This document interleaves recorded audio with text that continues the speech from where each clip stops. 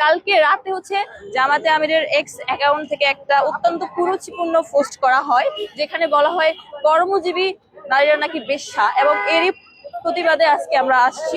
উনি যে গতকালকে যে বলেছেন যে এই মহিলারা রাস্তায় বের হবে, সেই মহিলাগুলো পতিতা, তাহলে উনার স্ত্রীকে উনি কি বলবেন? তাহলে উনারা সেই বিষয়গুলো ওনারা কিভাবে করে দেখবেন?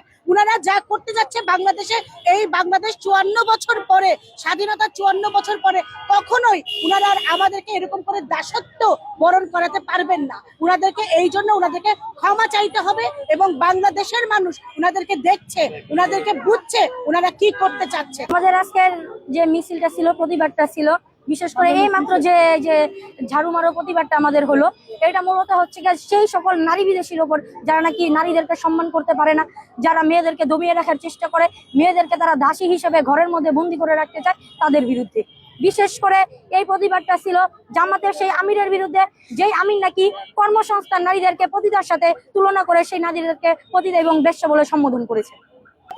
আমিরের এরকম মন্তব্যের পর আমার তো মনে হয় না এটা কোনো রাজনৈতিক দলের আমিরের মন্তব্য হতে পারে। তাই তাকে আমি কোনো একটি রাজনৈতিক দলের বা ধর্মভিত্তিক রাজনৈতিক দলের আমির হিসেবে আমার তাকে আর কোনো সম্মান বা তার প্রতি কোনো শ্রদ্ধা ভক্তি কোনো কিছুই নেই। তাকে আমার তো মনে হচ্ছে যে যদি আমি কোনো ক্ষমতায় থাকতাম তাহলে আমি এরকম আমিরকে আমি বহিষ্কার করে দিতাম। কারণ যেই আমির নাকি নারীদের সম্মান করতে পারে না, সে কিসের আমির? সে কিসের রাজনৈতিক দলের নেতা? সে কিভাবে একটি দেশকে নারীবিহীন ভাবে এগিয়ে নিয়ে যাবে? আমাদের বড় বড় যে মহিষী রয়েছেন তারা সকলেই কিন্তু নারী ছিলেন। এই বাংলার মাটিতে প্রীতিলতা সেনের জন্ম, এই বাংলার মাটিতে বেগম রোকেয়ার জন্ম, এই বাংলার মাটিতে সুফিয়া কামালের জন্ম। তারা তাদের কর্মের মাধ্যমে, কৃতিত্বের মাধ্যমে এই বাংলাদেশের গৌরবকে নিয়ে গেছেন উচ্চতর অনন্ত এক সিংহের মধ্যে।